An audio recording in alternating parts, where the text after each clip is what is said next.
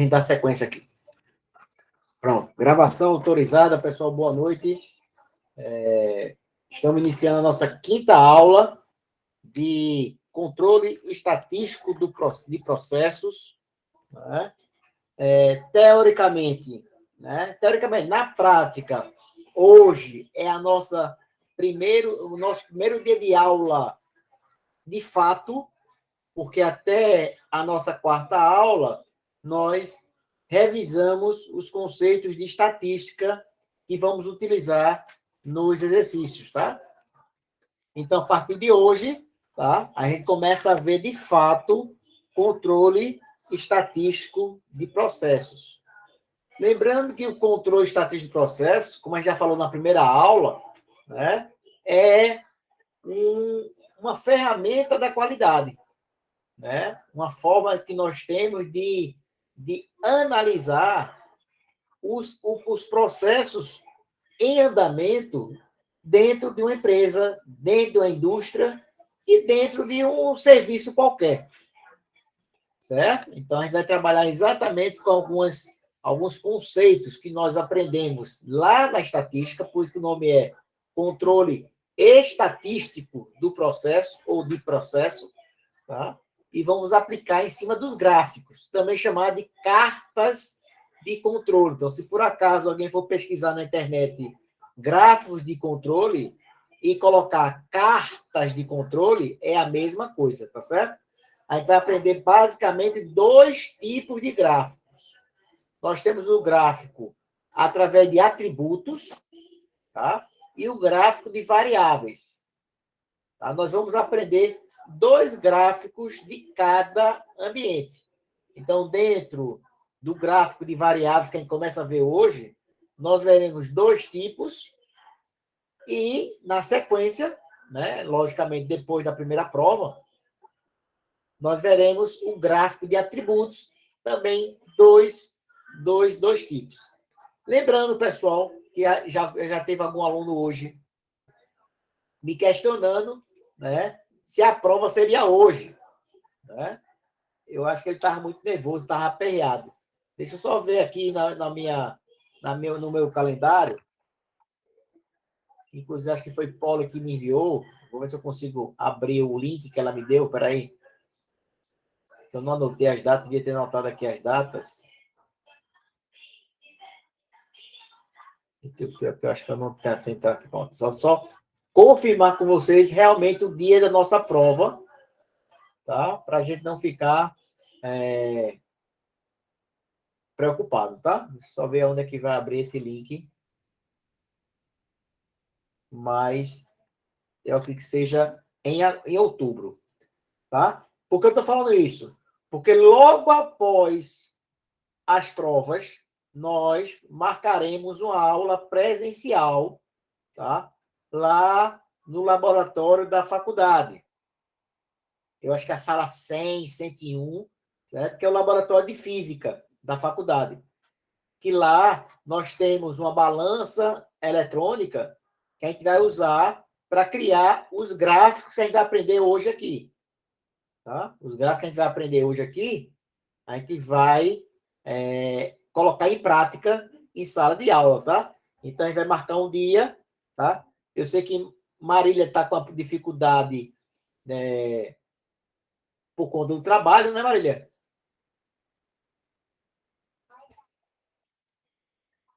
Eu acho que é ela que está com a dificuldade por conta do horário de trabalho, mas aí não tem problema, tá? Aí, essa aula eu não sei como é que vai ser, se vai ser gravada, acho que não vai ter condições de fazer isso na gravação lá da faculdade, mas fica a aula presencial, tá?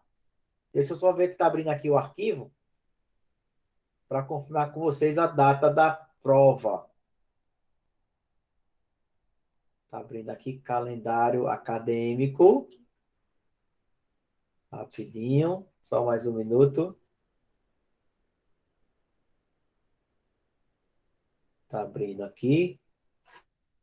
Nossa prova vai ocorrer mês de outubro,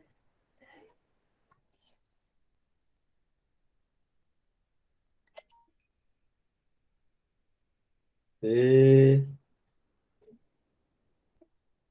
Primeira avaliação, dia 20 a 26. Então, nossa provinha será realizada no dia 25 de outubro. Ok? 25 de outubro, que é exatamente uma segunda-feira, dentro do calendário da faculdade. Então, por favor, pessoal, tá? Reserve esse horário, certo? Reserve essa data, dia 25 de outubro. Por que eu estou falando isso? Porque, por determinação da coordenação, eu sou obrigado a realizar a prova exclusivamente neste dia, tá? Por quê? Porque vai ser uma prova que a gente vai gravar, vocês vão entrar na sala de aula, né, normal, como se fosse uma aula normal, e aí, para quê? Para ficar registrado quem são as pessoas que realmente comparecerem na prova, e aí vocês vão lá executar a prova e me mandam só apenas o link da resolução. Tá? Então, por favor, anotem direitinho essa data, dia 25 de outubro. Se alguém tiver qualquer dificuldade, tenta ver se consegue, né, articular de alguma forma. Tá? Se não tiver remédio, aí vem falar comigo, que aí vocês têm, né, a condição de fazer em segunda chamada, certo? Sem maiores problemas. Mas vamos tentar ver se evita o custo, né? Que a segunda chamada ela é paga. Então vamos tentar ver se todo mundo consegue executar na data certa, beleza? Pois bem, então, informada a nossa aulinha dia 25 do 10, a nossa aula deve ser logo após essa data, né? Eu estou com medo que pode ser até seja um feriado aí. Aí, se for feriado de novembro, né? 1º de novembro é dia de finados, aí a gente vai na primeira segunda-feira útil de novembro. Pronto, a nossa aula prática seria na primeira segunda-feira útil, né? Ou seja, se não for feriado, vai ser na outra semana. Deixa eu só confirmar aqui no meu calendário. Pronto, dia 8, né? Pronto, o Felipe já está passando aí, ó. 8. Só confirmar aqui, viu? Dia 8 de novembro. Perfeito, Felipe. Então, 8 de novembro seria a nossa aula presencial, tá? Aula presencial, tá? Dia 1º de novembro vai ser imprensado, provavelmente, certo? Então, dia 8 do 11, nossa aula presencial, beleza? Tranquilo, né? Pronto, então, dados os avisos, né? Dia 8, só colocar 8 não, desculpa, 25 do 10, vai rolar a nossa avaliação, tá? A nossa avaliação. São 3 questões, tá? 3 questões. A prova vai acontecer das 7 da noite até as 21 horas, tá? São 2 horas de prova, tá? Então, por favor, cheguem cedo para dar tempo responder a questão, bom? Então, lá, iniciando a aula de hoje, após todos os avisos aí aos navegantes, vamos trabalhar com gráficos de controle propriamente dito, né? Hoje a gente vai analisar exatamente quais são as cartas de controle que existem, né? E para que elas servem. Lembre que quando a gente está analisando os processos, tá? Existem algumas falhas, alguns erros que são inerentes ao próprio processo, certo? Ou seja, não tem como separar o que é falha ou o que ou seja, já são falhas aceitáveis dentro do processo. Ah, tem como eliminar essas falhas? Olha, eu diria que o custo para remover essas falhas é muito maior do que o dano que ela causa. Então, não faz sentido. Então, deixa ela lá. Tá? Então, esse tipo de falha né? Já está dentro, já é aceita, né? Então, aí por que é chamada de falha? Porque já é do processo, já é inerente ao sistema, tá certo? Vamos lá, então, iniciando aí, ó.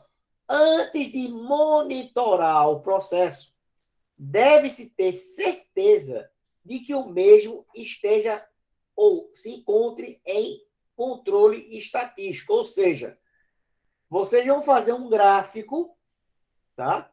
E após a realização dos gráficos, né, do gráfico, na verdade, você vai verificar se existe algum ponto durante essa amostra que está fora dos limites.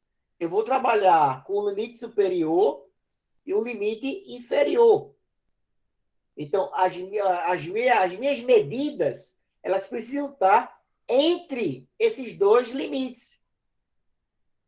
Claro que não é somente isso, né? Mas eu preciso garantir que todas as minhas medidas estão encontradas entre os dois limites. Não existe nenhum ponto fora dos limites. Tá? Isto requer conscientização, treinamento e esforço por parte da equipe técnica envolvida, pois, para eliminar causas especiais, reduzir a variabilidade do processo e estabilizar seu desempenho, a equipe deverá estar apta para coletar os dados corretamente, interpretar os resultados, identificar a causa raiz de eventuais problemas, implementar ação corretiva e usar o gráfico como instrumento para verificar ou acompanhar a melhoria do processo. Se alguém quiser analisar e comparar o que foi dito em todo esse parágrafo que eu li, é exatamente com o nosso PDCA. Né? Que é exatamente uma ação para verificar o monitoramento da melhoria do processo. Né? O famoso PDCA, né? Planejar, executar, checar e agir, né? Exatamente o que você tem aí. Então, o que é que a gente vai basear? Primeira coisa, nós vamos detectar as causas especiais. Essas causas precisam ser eliminadas quanto mais cedo possível. Isso, Jefferson, dispersão. Certo? Segundo, vamos identificar a causa. Porque para eliminar uma falha, nós precisamos atuar na causa. Porque senão vai ser apenas maquiagem. Não vai ser resolução do problema. Tá? Vou dar um exemplo de engenharia que está acontecendo no meu prédio. Tá? A fachada do meu prédio, ela tem umas fissuras, certo? Por vícios de construção da construtora que executou a obra, e está provocando infiltração nos apartamentos. Certo? Então, não adianta pintar a parede, porque choveu, vai infiltrar e a parede vai manchar de novo. Tá? E aí, qual seria a correção, né, mais apropriada? Logicamente, seria corrigir a parte externa do imóvel. Né? Mas aí você sabe que isso aí vai levar muito tempo, porque depende de justiça, não sei o quê. E enquanto isso aí não pode ficar no ambiente insalubre. Em homenagem à nossa técnica de segurança, que adora, né, o termo insalubre. Então, acontece. Então, às vezes, quando você quer a solução mais rápida e a paliativa, o que é? Pega aquela parede e aplica cerâmica, porque você está escondendo a infiltração. Você corrigiu a infiltração? Não. Com o passar do tempo, aquela pedra vai soltar, né? vai estourar em outro lugar, mas durante um certo intervalo, aquele problema foi escondido. Certo? E a outra solução seria o quê? Retirar todo o revestimento, o reboco, até chegar ao tijolo, né? Depois aplica um produto impermeabilizante para evitar que a água entre e depois você refaz o reboco e depois pinta de novo. Aí pronto, aí agora resolveu o problema. Certo? Só que vai levar muito mais tempo e vai gastar mais dinheiro. Certo? Então, é aquela história que estou dando exemplo. Então, precisamos identificar a causa raiz do problema para poder o quê? Para poder implementar a ação corretiva. Tá? A ação corretiva. E logo a implementação, você tem que monitorar, você tem que verificar, tem que checar e acompanhar se aquilo que você está atuando, né, aquelas medidas corretivas que você instalou, está resultando, né, está alcançando as metas que você previa. Então, por exemplo, se a minha taxa de erro de produtos rejeitados na linha de produção 1 era de 200 produtos a cada 10 mil, agora, depois da minha implementação, ela caiu para 50 peças defeituosas para cada amostra de 2.000 peças. Olha só, já resultou uma certa... alcançamos já um resultado positivo a partir das ações adotadas pelo gestor. Tá? Então, a nossa carta de controle, ela vai atuar exatamente aqui, ó, para acompanhar a melhoria do processo. Por isso que em algumas questões, tá? Você faz a questão 2 vezes. Por exemplo, você faz a primeira carta de controle, vai verificar que existe um ponto fora da curva. Então, o que acontece? Você vai eliminar este ponto e vai refazer a questão. Quando eu falo eliminar, é como se você tivesse solucionado o problema. Só que no nosso caso, a gente vai só assim, vai falar assim, resolvi, elimina e refaz nova investigação. É isso aí, ó, que é exatamente o processo de melhoria contínua. Ele não para. É bom detectar as causas especiais, identificar a causa raiz, implementar a ação corretiva e, por fim, verificar e acompanhar os resultados obtidos, tá certo? Vamos lá. Dentro do grau controle, eu tenho o seguinte, para examinar se um processo está ou não sob controle, eu acho que eu digitei alguma coisa aí, né? Sintesa, né? É para ser com certeza, é alguma coisa assim. Eu vou apagar isso aqui, tá? O amplo conjunto de dados usando métodos estatísticos para observar as mudanças dentro do processo baseado em dados de amostragem, tá? Lembrando, se eu vou trabalhar com amostragem, lembra quando vai trabalhar com desvio, né? Desvio padrão, eu tenho que colocar N menos 1. Tá? No denominador, fica N menos 1. Quando eu trabalho com populacional, fica somente N. Tá? No denominador.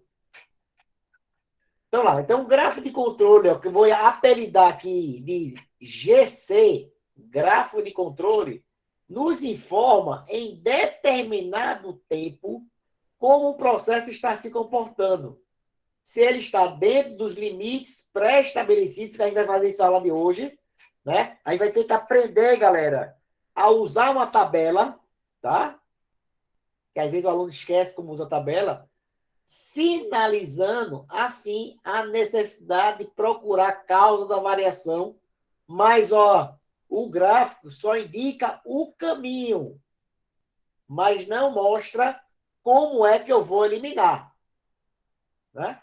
O gráfico vai indicar que tal amostra apresentou falhas, ou seja, está fora dos limites de controle. Então, você, com a sua experiência, vai ter que juntar a equipe e solucionar, primeiro, identificar o que, que poderia estar acontecendo para produzir aquele nível de insatisfação naquele caso pontual.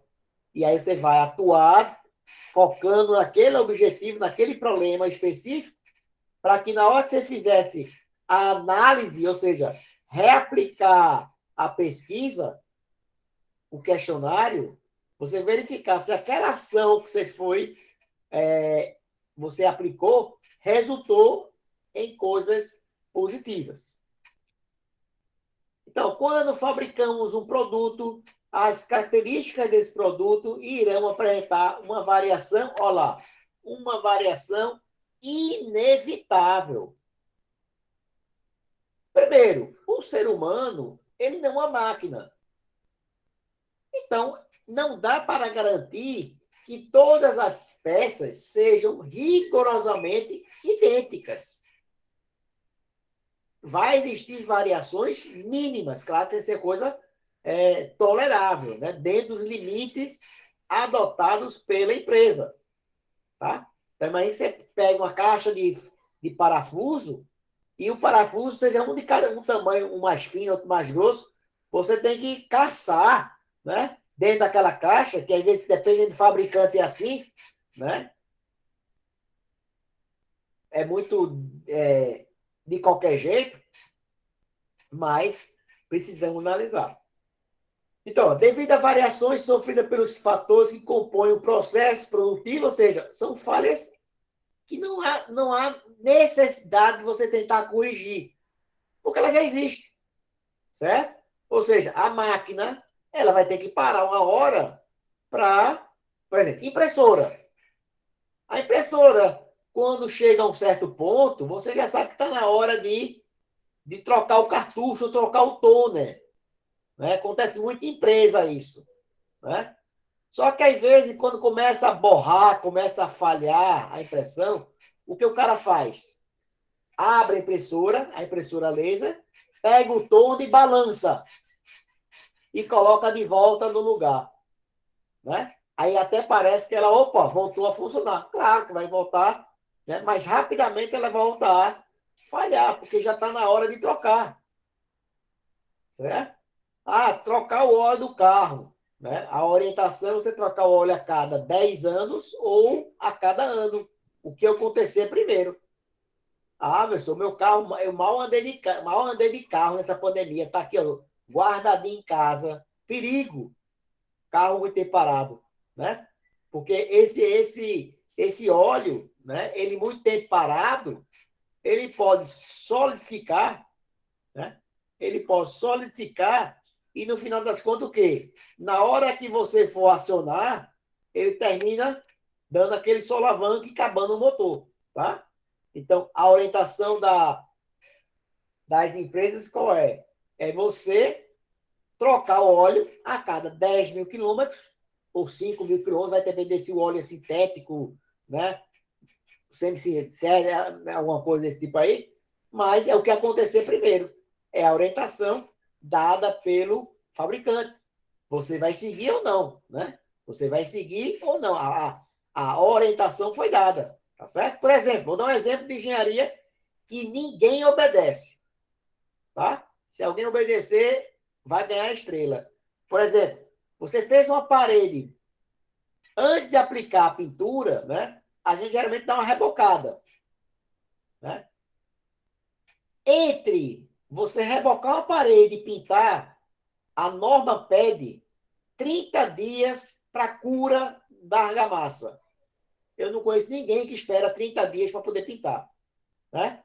No máximo 3 dias, né? Espera 3 dias, opa, bota a mão assim, ó, né? Opa, já pode, joga a massa corrida e pinta. Mas se você for olhar a norma, ela pede um tempo de cura de 30 dias para que toda a água da argamassa ela saia. Tá? Mas ninguém faz. Vamos lá. Então, temos a questão de mudança de operador, condições ambientais. Eu posso até colocar aqui a própria iluminação. Às vezes, né, o ambiente de trabalho do colaborador é mal iluminado. Né? Então, o fato da baixa luminosidade, ela tira a velocidade, o ritmo de trabalho do funcionário, que ele vai ter que fazer a coisa mais lenta.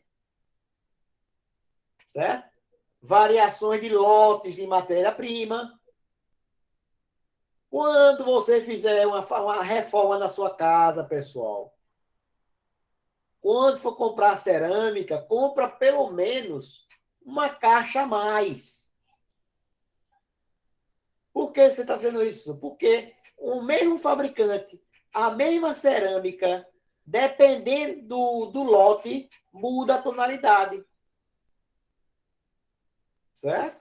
Tem algumas, eu não vou citar o nome de algumas marcas, que você colocar na parede, né? Parece um tabuleiro de xadrez, uma mais escura, uma mais clara, certo? Outra mais escura. Aí veja o trabalho que você tem na obra. Você compra essa cerâmica, que é a mais barata, certo? Mas antes de assentar a pedra, o cara tem que ficar fazendo, separando ó, as mais claras para cá, as mais escuras para lá, para que o cara não, quando chega no ambiente, vai lá ver a parede toda, parece um tabuleiro de xadrez. É o que acontece. Tá? Então, variações em lotes, porque a questão da cerâmica, eu falo isso porque depende muito da temperatura do forno. E aí é muito difícil você manter aquela temperatura uniforme para sempre. Dentro do mesmo lote, pode acontecer diferença na tonalidade. Imagina de um lote para o outro lote. Nem se fala. Então, deixa lá, estoca lá uma caixinha de suplência, que um dia vai precisar trocar alguma coisa, né? Ou quebrou alguma coisa, já está de reserva. Então, ó, a diferença entre máquinas, às vezes você vai comprar uma máquina mais moderna, né? Mais econômica. Outro exemplo de engenharia, tá?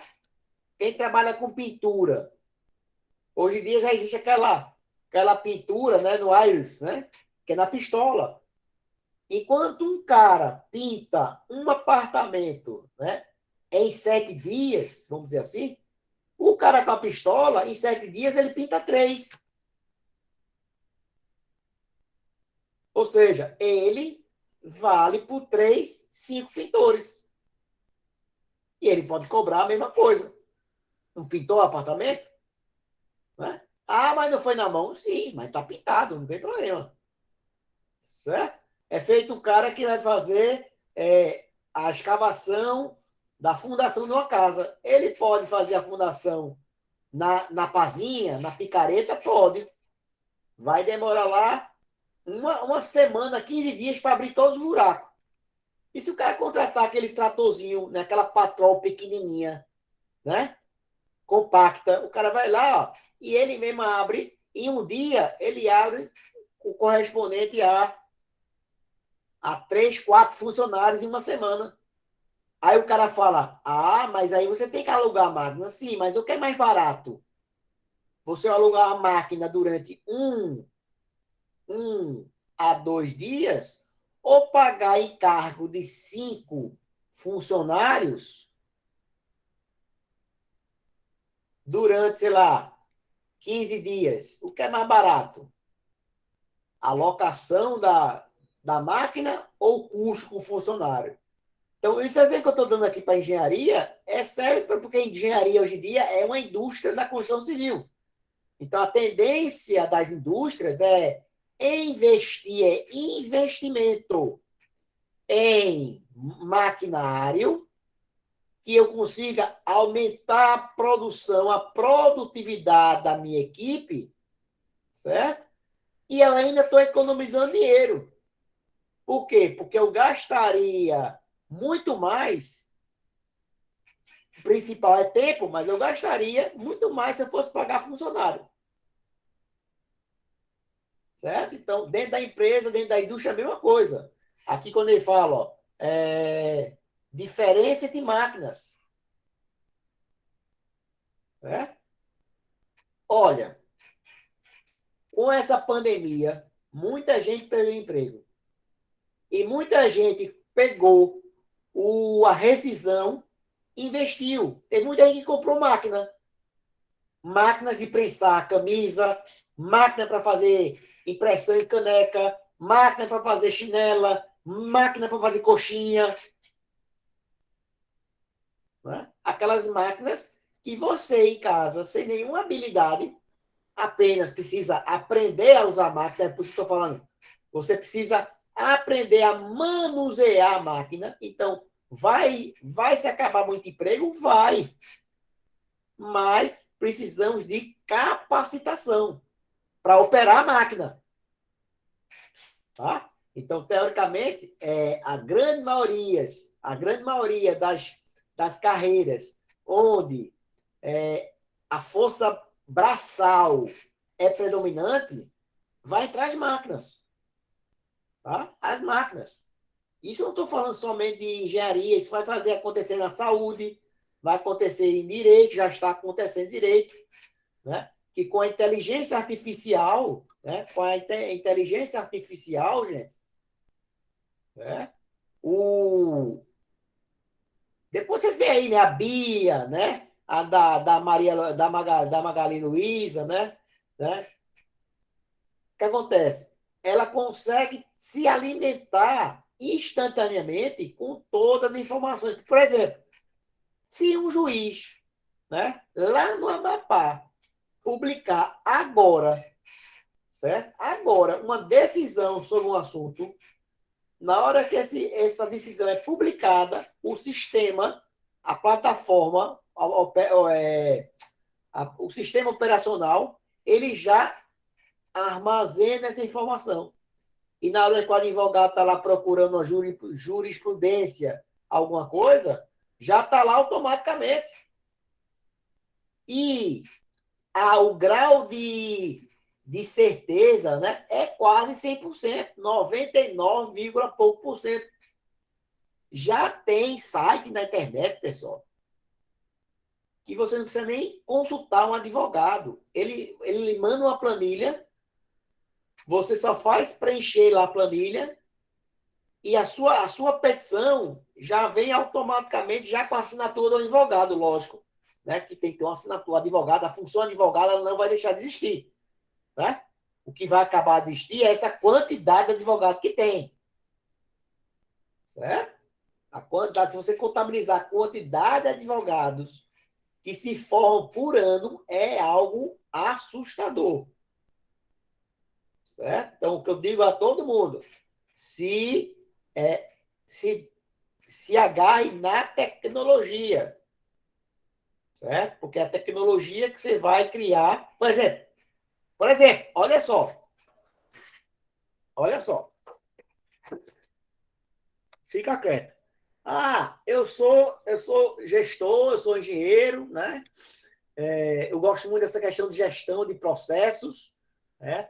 E a minha esposa é advogada e eu posso pegar todos os processos. Quando eu falo processo aqui, eu não estou falando de processo jurídico, estou falando das atividades desenvolvidas pelo escritório de advocacia e criar um método de melhoria em cada processo.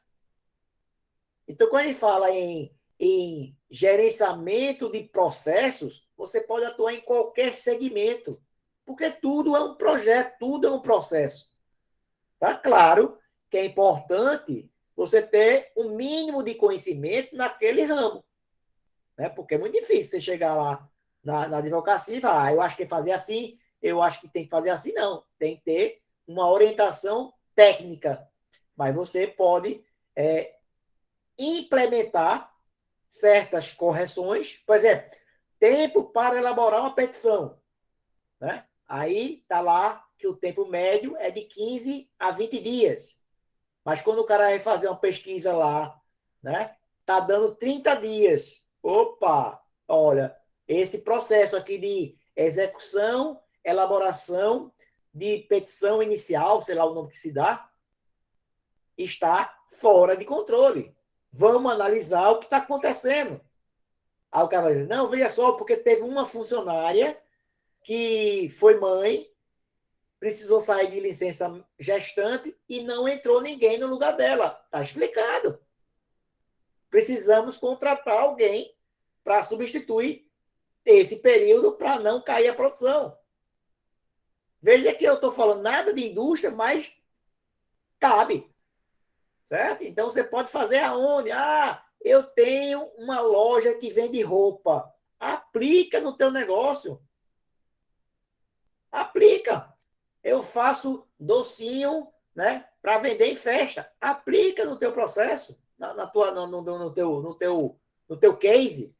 Em vez de estar tá aplicando na cara dos outros, aplica, certo? E você vai ver o resultado, tá? Aplica na tua vida pessoal.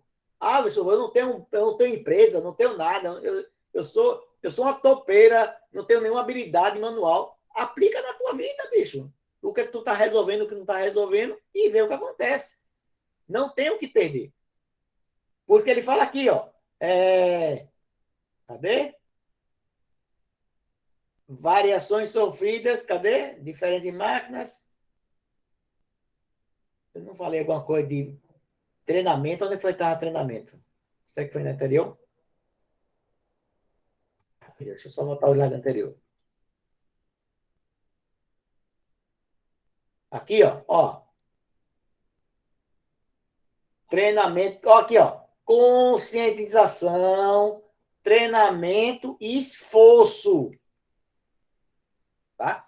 Gerson falou bem lá, ó. A indústria 4.0. É isso, certo? É uma nova revolução industrial, né? Lá na época foi a entrada das máquinas, né? Agora é não vou chamar revolução das máquinas, porque senão tu vai pensar que o Exterminador do Futuro vai aparecer por aí, né? Vai perguntar se você vem vivo ou morto, né? Mas a ideia é essa, né? É a evolução, né? De uma nova geração, tá? E lembrando aos amantes do cinema, em novembro haverá Matrix, né? Então, quem curte essa área de filosofia nesse mundo aí, né, tecnológico, fica o convite aí. Vamos lá, então. Gráficos de controle são ferramentas para o monitoramento da variabilidade para a avaliação da estabilidade do processo. Ela não vai dar o que você tem que fazer, porque aí tem mais, né? Mas ela vai lhe dizer que você tem que atuar ali. Você vai ter que investigar ali. Mexe aí, que aí tem coisa. Tá? Ou seja, você ganha tempo e aquela história de procurar uma agulha no palheiro, você está procurando em um ambiente menor. Então, a chance de você encontrar a solução mais rápida é muito maior. Então, em relação aos tipos de causas para variação, eu tenho causas especiais e causas comuns, que eu posso analisar no gráfico. A variação provocada por causas comuns é inerente. Sai uma palavra desconhecida aí. Deixa eu abrir aqui para corrigir. Que sai uma palavra totalmente desconhecida. Vamos lá, qual é onde eu estou?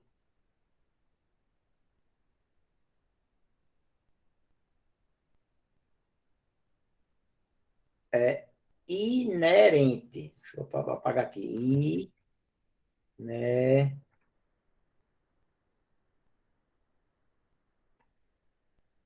Inerente.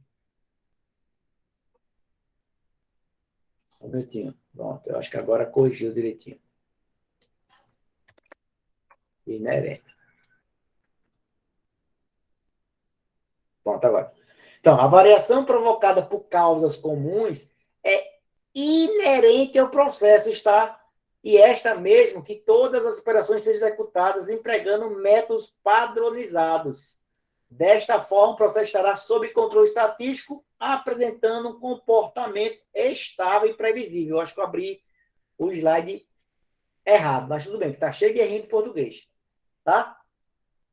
Mas é exatamente isso. Então, as causas comuns, mesmo apresentando as causas comuns, eu digo que o sistema está em controle, né? Está sob controle estatístico. Por quê? Porque aquilo não tem como você fazer. Ou, se tiver, você vai gastar tanto dinheiro que é melhor deixar de jeito que está. Tá? Já as causas especiais surgem esporadicamente, devido a uma situação particular que faz com que o processo de um modo completamente diferente do usual. Ou seja, é aquela história, né? Opa, olha só, em média está acontecendo isso. Nesse ponto saiu da curva. Opa, então aconteceu. Vamos ver o que aconteceu nesta fase aqui para poder identificar. Ah, porque nessa semana aqui, ó, a peça quebrou. Então a máquina ficou quebrada. A máquina dava o lixamento final, a máquina do polimento, né? Não estava lisinha, estava deixando a superfície áspera. Então, o meu produto, ele não está saindo com a qualidade boa. Então, você localizou que o problema é exatamente naquela peça do final, na parte do acabamento da peça. Vai lá e troca a peça. Já as causas especiais surgem esporadicamente devido a uma situação particular, né, que faz com que o processo de um modo completamente diferente do usual. Desta forma, o processo estará fora de controle. É aquela história. Tem que ser uma coisa particular, porque se você tiver um processo que a exceção é o geral, aí está tudo errado. Né? Aí tem que, né, vamos até brincar, é morrer e nascer de novo. Certo? Porque o que a gente vai atuar é na questão micro, é naqueles pontos que realmente dão aquela destaque negativo. Aí você vai ter que atuar lá. É como se fosse uma brigada de incêndio. No primeiro foco de incêndio, que apresenta essas causas especiais, você tem que agir para eliminar essas causas o quanto antes. Porque quanto mais tempo você demorar, por exemplo, a empresa não vai querer, né, que a máquina fique parada 15 dias, porque a peça que era para trocar, né, não chegou ainda. Ele pode até, se for uma coisa muito gritante, ele suspender a produção. Mas se for uma coisa relativamente pequena, ele vai, ó, empurrar para o cliente. Se alguém reclamar, ele devolve e troca. Mas tu sabe como é cliente, né? De cada 10, somente um reclama, né? E quando reclama, né? Claro que tem qual é o risco, né? Que aí eu não estou defendendo a empresa que isso é certo, mas pode ter gente que não reclama, mas também não compra mais aquele produto. Né? Então também não adiantou. Ele ganhou dinheiro hoje, mas perdeu, né? Ele não fidelizou um cliente. Aquela história.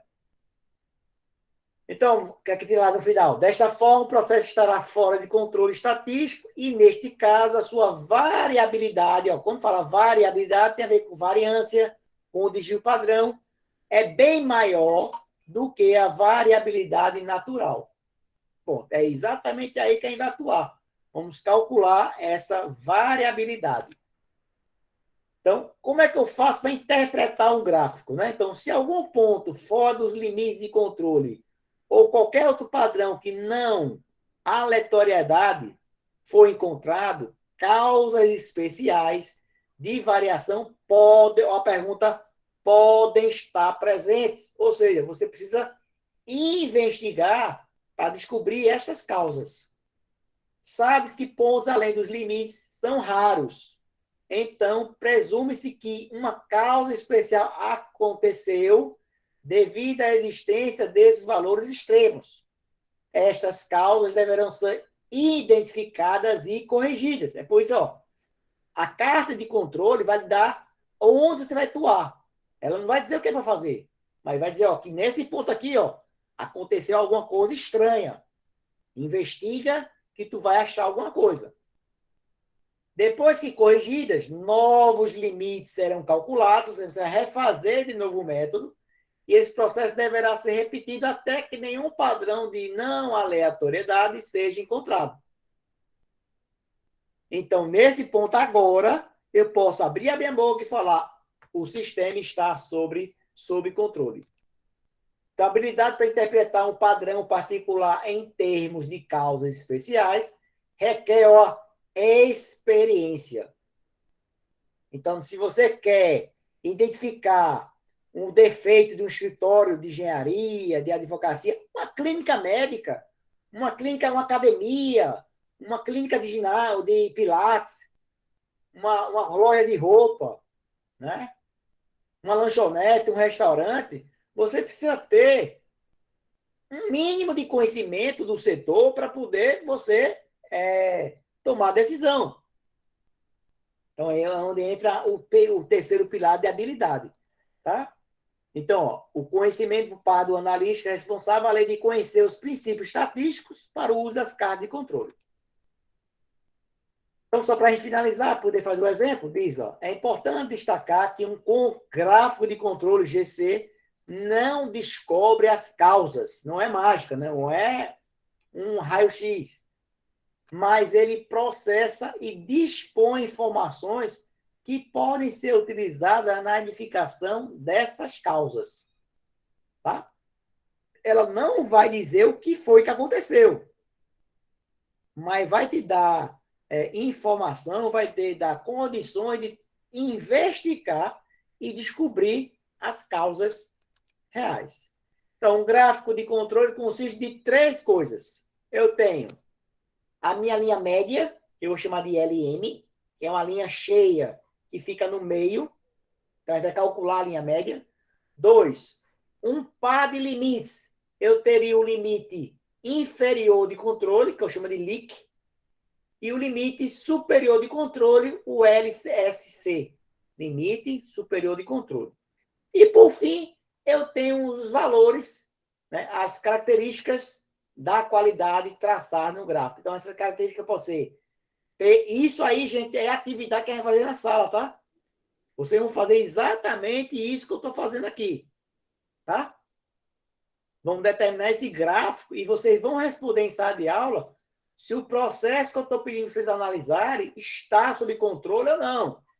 Né? Geralmente eu uso jujuba, tá? A gente pega a jujuba, pesa cada jujuba e vai ver se o peso, o peso individual está aceitável. Tá? Vamos lá. Então, aí eu teria esse gráfico. Ó. Eu teria aqui ó, minha linha média, que é situada aqui no meio, ó, a minha linha média. Aqui em cima, eu teria o meu limite superior de controle e embaixo, o meu limite inferior de controle. Então, todos os meus pontos precisam estar entre o limite superior e o limite inferior. Então, esse ponto aqui está fora, esse aqui está fora, esse aqui está fora, esse aqui está fora, esse aqui está fora, esse aqui está fora. Conclusão, sistema ou o processo está fora de controle. Por quê? Porque existem pontos fora das limitações superior e inferior. Beleza? E aí hoje, fala, Gerson. Professor, boa noite. Boa noite, As Gerson. variáveis que são controláveis são aqui estão no meio aí, no LM, é isso? Quando fala as variáveis, né? Aí vai falar de, geralmente a dimensão, o que você vai levar em consideração. Será que é a tonalidade? Será que é a dimensão? Será que é o peso? Será que é a largura, a espessura? Você vai ter que medir. Tá certo? Okay. Por exemplo, aqui embaixo vai ser o quê? Vai ser, vou dar um exemplo, fosse a espessura de uma lâmina de alumínio, uma folha de alumínio. Tá? Então, você tem que... A minha espessura mínima aceitável para o processo seja de 6 milímetros. E a máxima seja de 8 milímetros. Tá? Então, na hora que você medir a espessura, se essa aqui tiver 9, opa, essa aqui está fora. Se essa aqui tiver 5, essa aqui está fora. Então, a característica, a variável, no caso aí, é exatamente uma propriedade da amostra. Vai ser comprimento, vai ser espessura, vai ser peso, vai ser a cor, vai ser a transparência, né? Alguma coisa aí que você tenha que analisar, tá certo? Então, você tem... Na verdade, vocês vão fazer, ó, exatamente esse gráfico aqui, ó. Esse gráfico é que vocês vão fazer.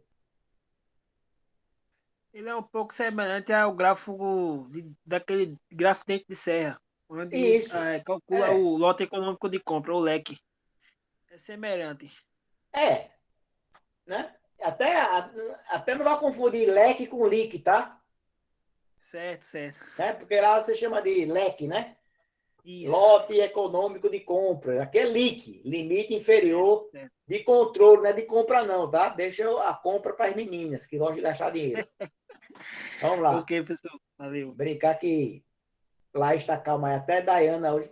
A gente brincou o que com Dayana semana passada, que ela ficou irritada, ficou braba. Alguém lembra? Quick, quick. Tá vendo? As mulheres são tudo corporativas. Ficou calada. Vamos lá, simbora. O senhor pode repetir, professor? Boa noite. Eu me lembro, Dayana, que semana passada a gente ficou aperreando você, não foi? Ah, Foi com o foi. quê?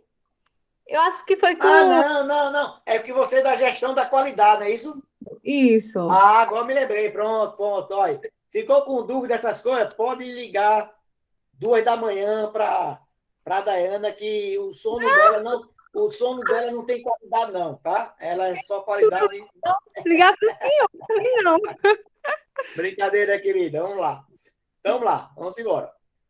Agora me lembrei. Então, vai ser. Então, quando a gente fala, gente, hoje a gente vai analisar o gráfico de variáveis, tá certo? Então, ó, o carta de controle ou gráfico de controle são utilizados para monitorar. Eu acho que essa palavra monitorar já apareceu umas 2 ou 3 vezes na aula de hoje. Monitorar o desempenho de um processo de medição. Estes gráficos determinam estatisticamente uma faixa denominada de limite de controle, que é limitada por uma linha superior, que é o LSC, e uma linha inferior, que é o LC. Além da linha central, que é a... Claro, pessoal, que quanto mais próximo da linha central, melhor. Mais homogêneo é a minha amostra. Tá certo? Então, na verdade, a escolha sempre está assim, ó. Um pouco abaixo, um pouco acima, um pouco abaixo, um pouco acima, porque para que a minha linha média represente o todo. Tá? Eu nem posso, né, ter um elemento fora dos limites, nem posso ter tudo aqui em cima. E nem posso ter tudo aqui embaixo. Porque o sistema ele tem que ter uma questão homogênea, ele tem que ser uma coisa mais próxima da linha média. Então, lá. Então, aqui você tem os dois casos aqui, ó. Tá vendo que o caso o processo ele está sob controle, porque a maioria das medições está em torno da linha central, que também é chamada de linha média. Já o caso B, ó, eu tenho pontos aqui, ó, que ultrapassou o limite superior, ultrapassou o limite inferior, e aqui vai. Tá? Esse aqui está quase lá, ó, esse aqui já está pedindo para sair, ó, esse aqui, né? Mesmo a situação, né, normal, mas esse ponto aqui você tem que começar a prestar atenção nele, porque, ó, esse aqui já está, não foi ainda, mas ele está na boca do túnel, está todo para sair. Ele tá, é como se o cara, moleque, né? Chegou na porta de casa, abriu o portão, olhou para um lado, olhou para o outro, não viu ninguém, ó. Rua. Saiu correndo para correr na rua, para brincar na rua, tá?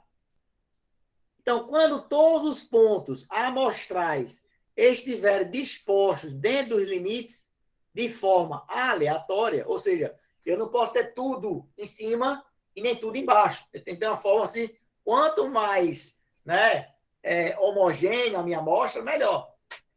Considera-se que o processo está sob controle. No entanto, se um ou mais pontos estiverem dispostos fora dos pontos limites, há evidência de que o processo está fora de controle e que investigação e ações corretivas são necessárias para detectar e eliminar as causas especiais do processo, tá certo? E aí vamos agora, depois desse slide aqui, não precisa decorar isso, tá, gente? Não precisa decorar isso, tá? Você está vendo aqui, ó, zonas. Aqui, ó, eu tenho minha linha central. Então, aqui está o ideal. Aqui está o ideal. Mas a gente já sabe que existem causas, efeitos normais, inerentes ao processo, que vai provocar naturalmente esta oscilação. Então, ó, vários critérios para interpretação das cartas de controle podem ser aplicados para determinar se o processo está sob controle. A norma número tal, Short Control Charts, estabelece os seguintes critérios de decisão. Então, ó, letra A. Um ou mais pontos acima de LSC ou abaixo de... Essa é o principal, né? Ou seja, um ponto fora dos limites. Essa todo mundo sabe. B. 9 pontos consecutivos na zona... Pessoal de Santa Cruz, não vou nem falar em zona porque já foi para a zona D, né? Mas, ó, 9 pontos consecutivos na zona C. Ou seja, essa zona aqui, ó, em cima ou embaixo. Tá? Então, se eu tiver 9 pontos consecutivos, o sistema não está. O que acontece, gente? É como um barco, né? Se ele começa a ficar em cima, quanto mais tempo você deixar ele em cima, mais difícil vai ser que você vai trazer ele para cá. Porque ele vai querer sempre se afastar, se afastar, se afastar, e aí você não consegue mais colocar ele nos eixos. C. 6 pontos consecutivos, todos aumentando ou diminuindo. D. 14 pontos consecutivos, alternando para cima e para baixo. Isso aqui, gente, eu estou colocando só para a gente constar, tá? Porque ninguém vai decorar isso e eu não vou cobrar isso de vocês, pelo amor de Deus. 2, apenas a letra A, tá? A letra A com certeza, tá? A letra A, sem dúvida. 2 e 3 pontos consecutivos na zona A ou além dela. E também é onde está a zona A. A zona A está já lá em cima. Tá? A zona A está lá em cima, lá embaixo. Então, se eu começo a permanecer nessa zona aqui, ó, a chance de acontecer algo no processo e ela pular para cá é muito grande. 4 e 5 pontos na zona B, 15 pontos consecutivos na zona C, de novo, né? Só que abaixo ou acima, e 8 pontos consecutivos na zona B. Beleza. Certo? Então, vamos lá. Então, isso aqui, gente, é só para constar essa norma aqui, só que para as nossas questões, vamos cobrar basicamente o item A.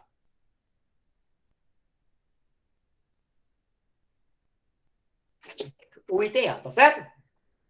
Vamos lá. Aí, quais são os tipos de controle que eu tenho? Então, a primeira tem uma carta de controle para variáveis e tem uma carta de controle para atributos. Então, por exemplo, uma característica que é medida em uma escala numérica, ela é chamada variável, por exemplo, medida de pH, concentração, diâmetro, teor de gordura, temperatura, massa, volume, contagem de fungos, bactérias. Então, dessa disciplina, a gente vai trabalhar com duas cartas. A carta X/R, X barra é média e R é amplitude.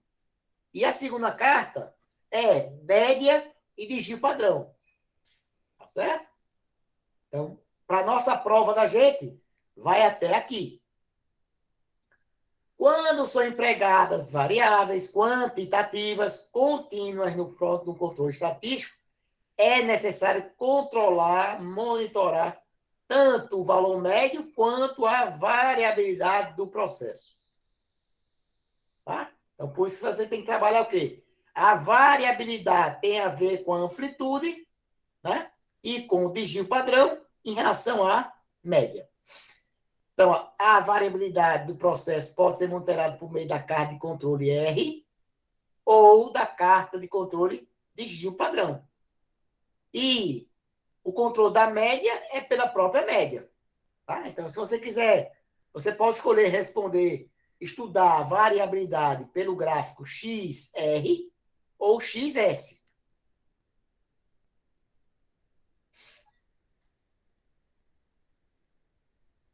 Vamos lá. Então, como é que eu faço para construir esse gráfico? Eu tenho um gráfico, ó, X barra R.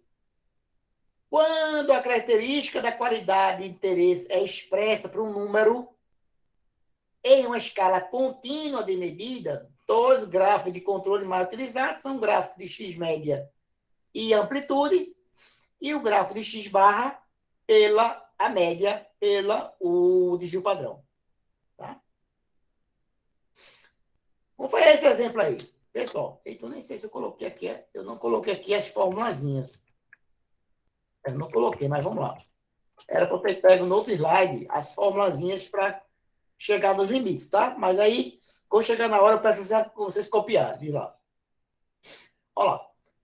Esta tabela aqui, pessoal, esta tabela aqui, vocês vão usar no dia 8 de novembro.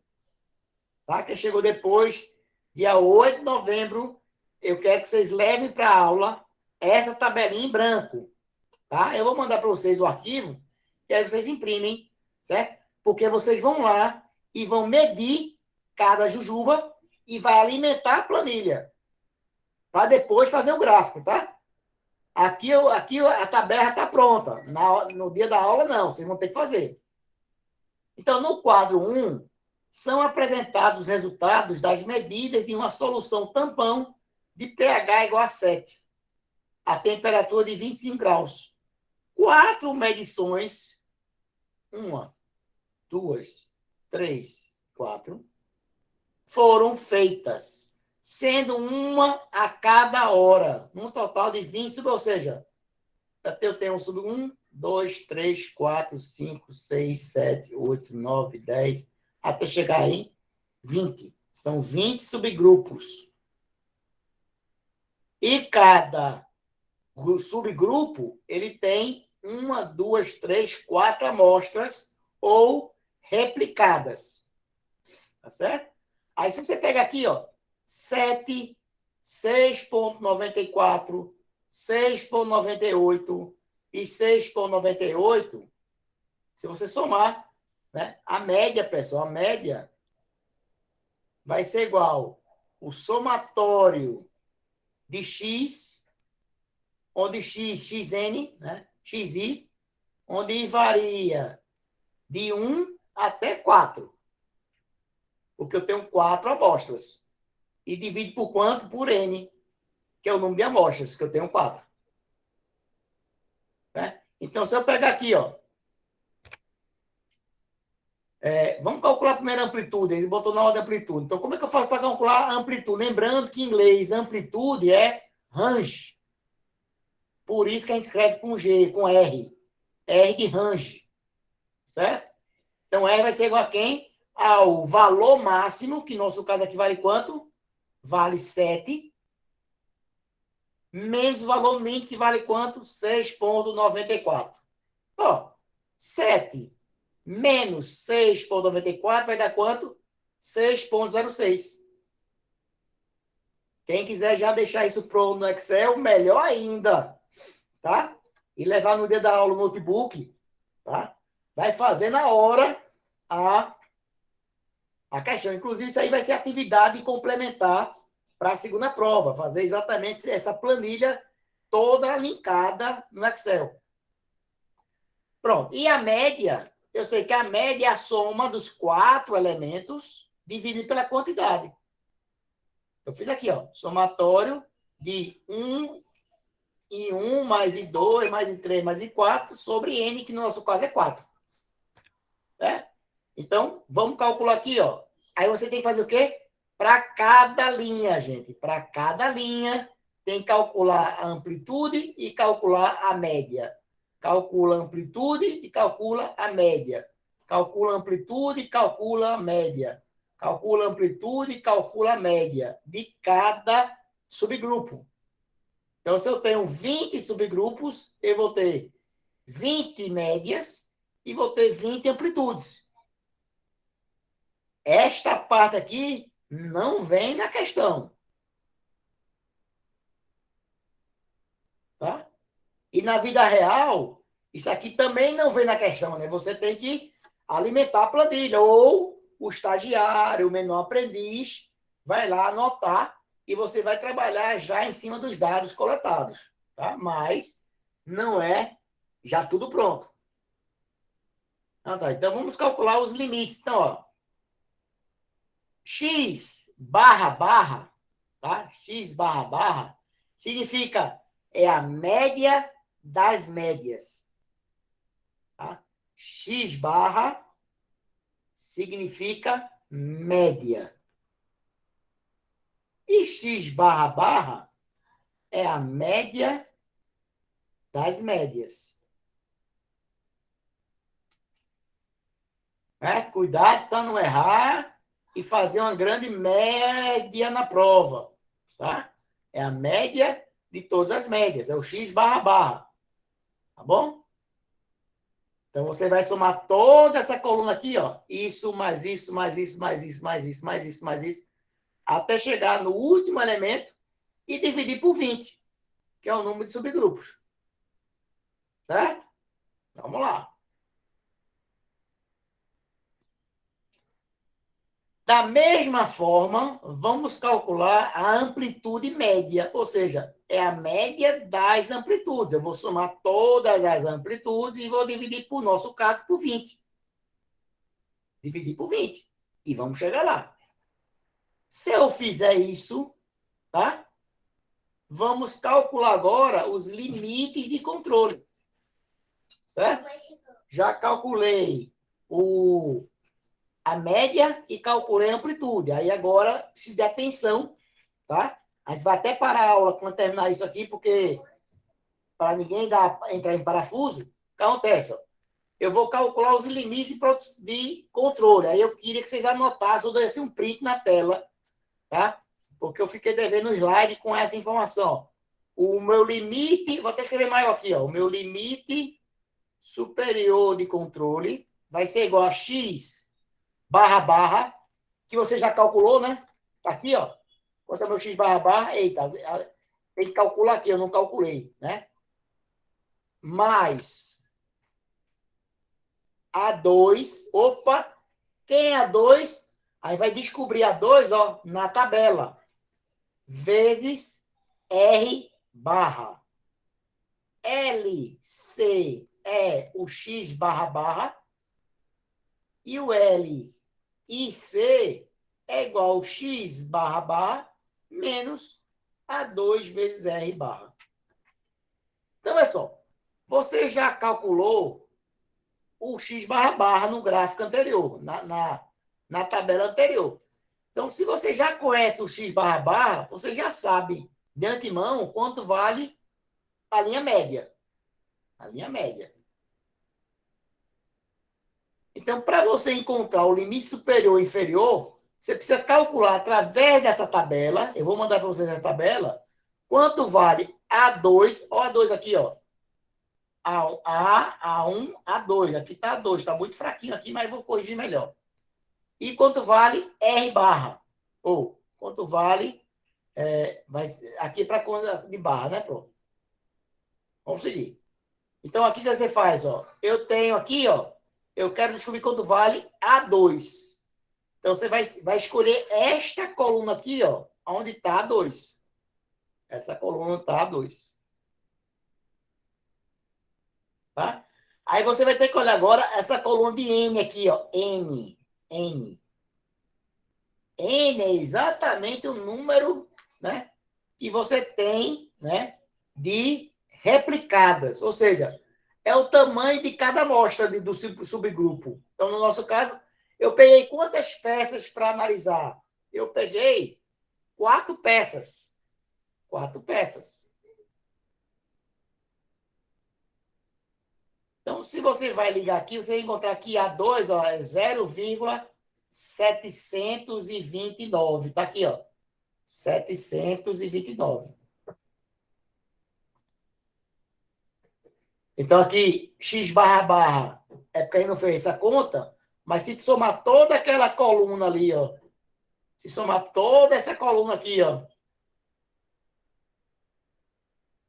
e dividir, essa coluna que eu vou pintar de verde aqui, ó, se eu somar toda essa coluna aqui e dividir por 20, eu vou encontrar exatamente a minha linha média, que eu estou chamando de linha central, que deu 6,99.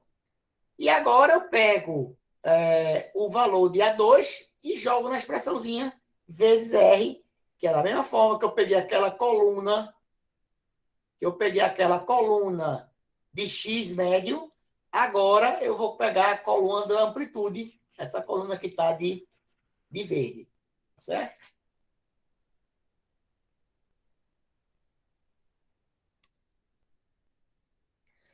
Então, para essa carta, analisando o valor médio, eu tenho que o meu limite superior é 7,05.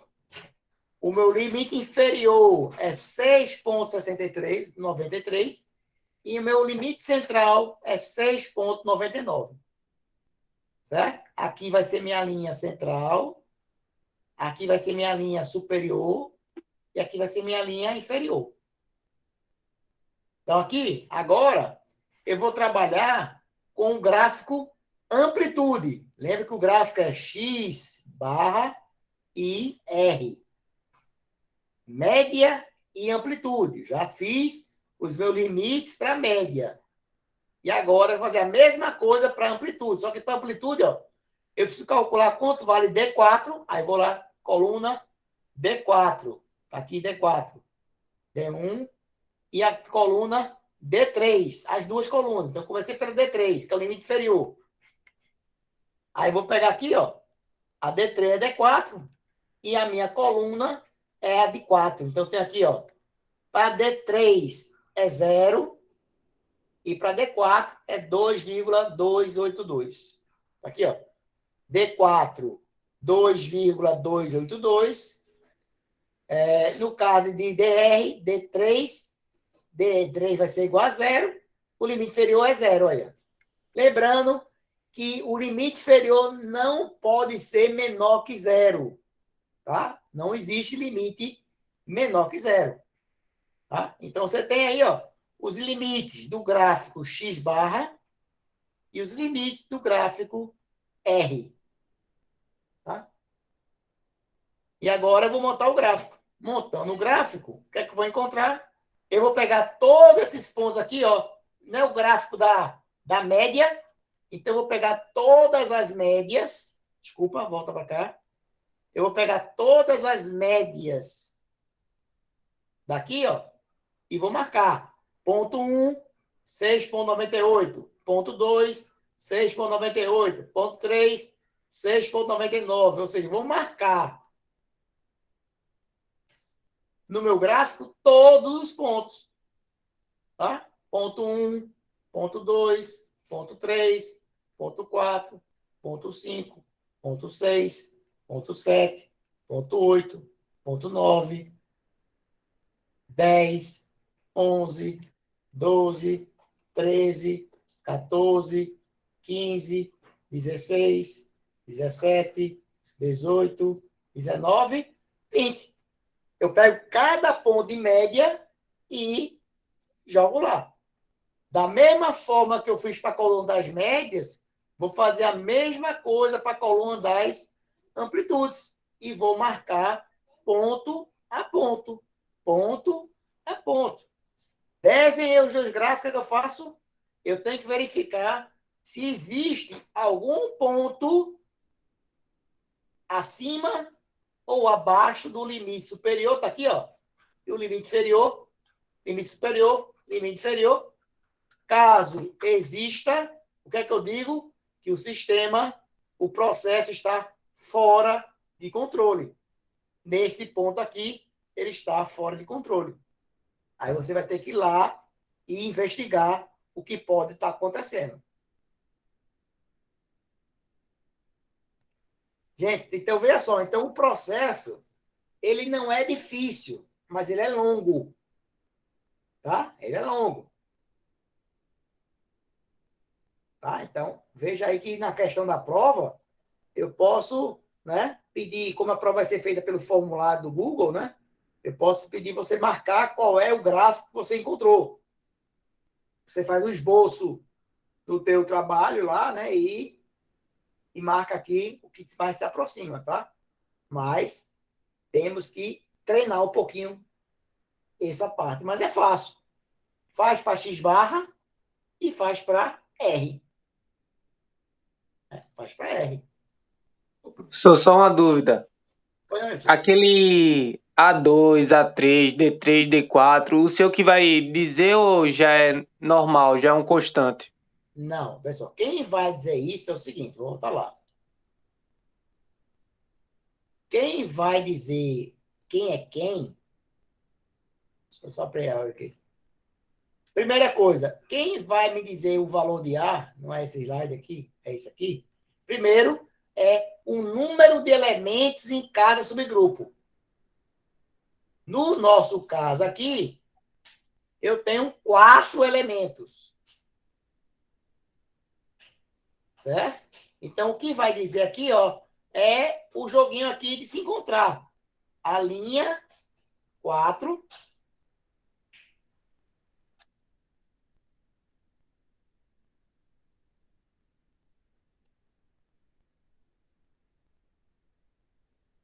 Com os elementos. Então, professor, mas a questão mesmo é sobre esse A2 aí, que existe vários tipos de A, né? Aí eu queria saber se esse A2 é uma constante, ele não muda, porque aí tem A, A2, Aqui, ó, eu acho que é A3. Y. Tá na fórmula.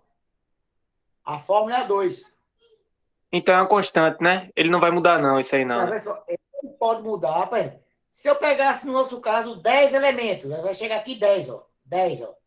10 elementos, eu não usaria, o meu A2 não é mais 0,729. Agora para ser quanto? Aqui, ó, 0,308. Ó. Eu entendi, professor. A questão era só esse A2 mesmo, não é o número de componentes Não, não, é o beleza. A2. O A2, para a média, permanece sempre ele. Para a amplitude, você vai usar D3 e D4. Então, praticamente, você vai usar somente essas 3 colunas. O resto aqui, ó. Você pode até fazer isso aqui, ó. Perfeito, era isso mesmo, professor. A minha complicação era essa mesmo, mas o senhor explicou. Não vai precisar usar, você vai usar em outras questões, mas nessa aqui não, tá? Você vai só... Perfeito. Se alguém quiser já marcar, quando eu mandar para vocês a ficha, certo? Em PDF, você já marca essa coluna toda aqui, ó.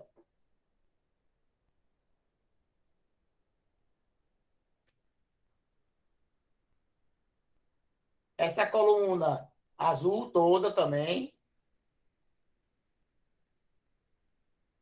E essa coluna aqui toda, pronto. Vai trabalhar só com essas aqui.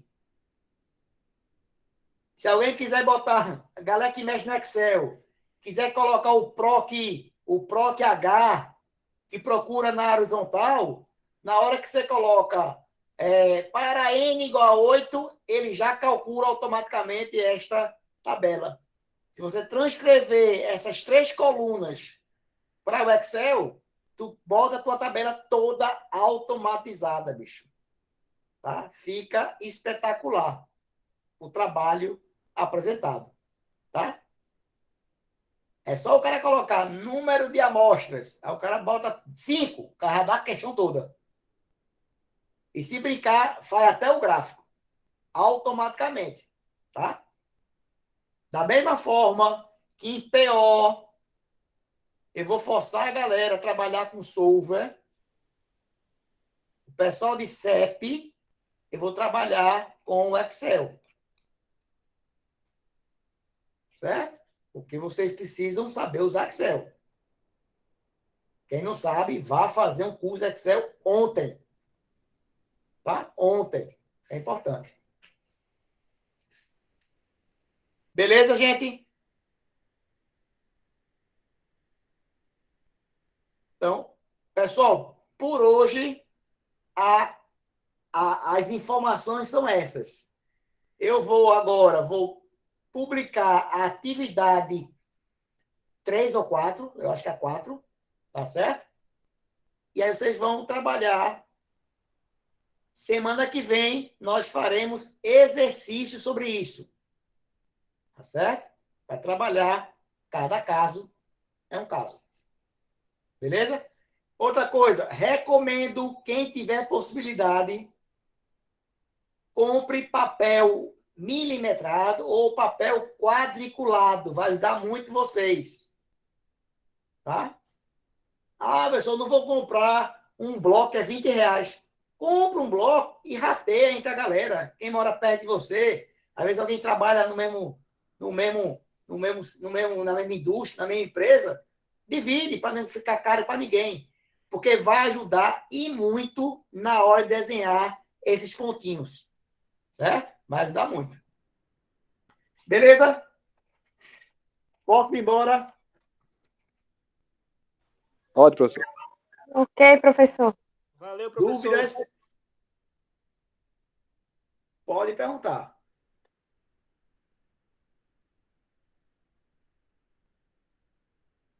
Sim, professor, essa aula vai ser a atividade 5, viu? A gente já fez a 4. Muito bem, muito bem. Então vai ser a 5. Pode estar me corrigindo aí que é a atividade 5. Tá? Que é a aula. Exatamente. É porque teve a semana passada, né? A aula 4 foi semana passada. Perfeito. Então, beleza, gente. Então, vou parar a gravação. Só localizar quanto está o.